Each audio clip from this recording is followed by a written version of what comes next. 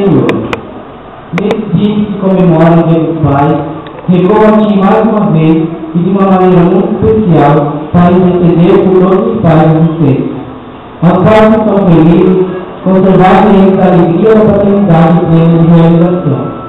Aos pais que se sentem seguros na forma de melhor educar seus filhos, ilumina sua mente, mostra o caminho e o conduz. Aos pais que choram por perder um filho, consolam na grandeza do seu amor, fazendo despertar em seu coração o desejo de se tornar um pai espiritual de tantos órgãos inferiores, sem casa, sem amor e sem oração.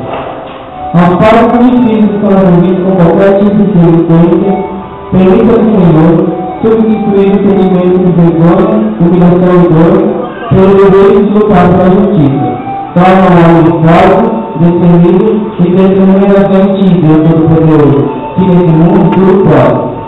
Abençoa, Senhor, a cada um dos pais existentes, mantendo o banho de divina proteção, que seja ele perto ou longe de seus filhos, e que não espere Deus pela festa de comemoração e pelos presentes, mas que reconheça seu papel dentro da família e da sociedade, sendo exemplo de amor, fé, comprometimento, honestidade e dedicação ao sua família.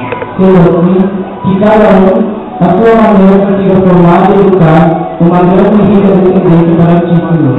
Amém.